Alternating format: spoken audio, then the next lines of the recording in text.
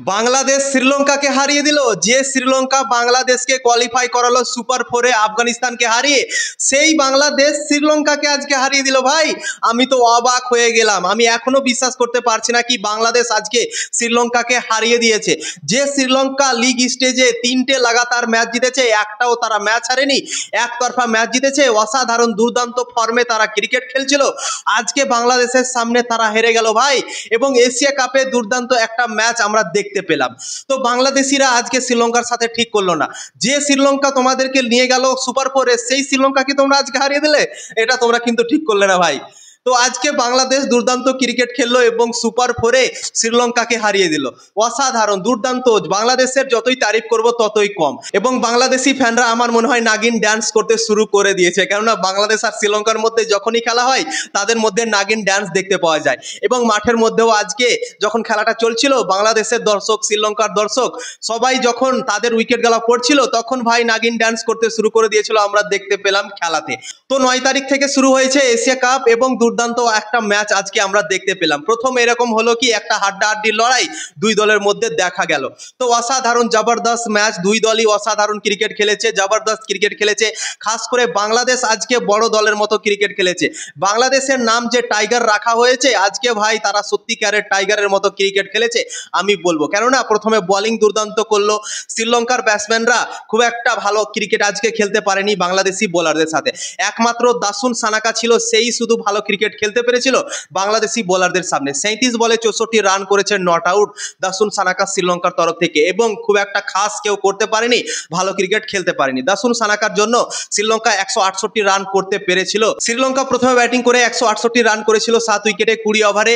এবং বাংলাদেশি বোলাররা আজকে দুর্দান্ত বল করেছে। খাস করে মুস্তাফিজুর রহমান 4 ওভারে 20 রান দিয়ে 3টে অনেক বড় উইকেট নিয়েছে। জবরদস্ত বোলিং করেছে, তার যতই তারিফ করবো ততই কম।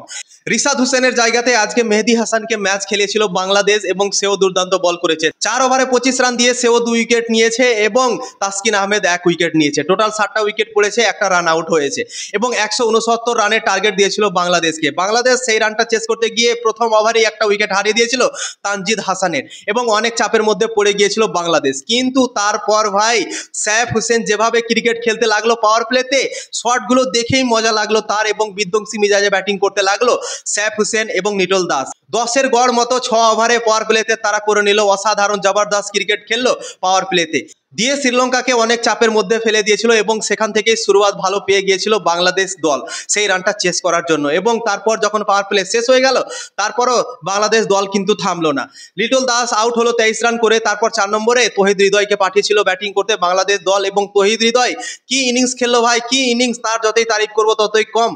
তহিদ হৃদয় 37 বলে 58 রান করেছে। জবরদস্ত ইনিংস খেলেছে মিডিল ওভারে ব্যাটিং করতে এসে। কেননা মিডিল ওভারে অনেক চাপ থাকে, যেই ব্যাটসম্যান ব্যাটিং করতে আসে তাদের খেলা খুবই কঠিন হয় সেই সময়তে।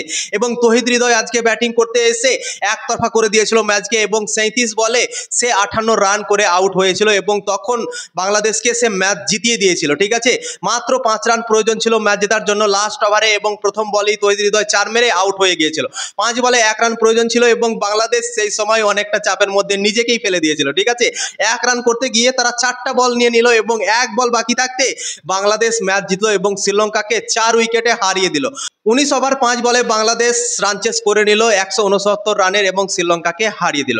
তো শ্রীলঙ্কা সুপার ফোরের প্রথম ম্যাচ হেরে গেল। যে শ্রীলঙ্কা অনেক সুন্দর ক্রিকেট খেলছিল, দারুণ ক্রিকেট খেলছিল, অসাধারণ ফর্মে ছিল, তারা আজকে বাংলাদেশের কাছে হেরে গেল। বাংলাদেশ কি তারা কোয়ালিফাই করিয়েছিল আফগানিস্তানকে হারিয়ে, কিন্তু আজকে বাংলাদেশই তাদেরকে অনেক বড় একটা ঝাটকা দিয়ে দিল এবং তাদের কি হারিয়ে দিল ভাই, সত্যি অসাধারণ।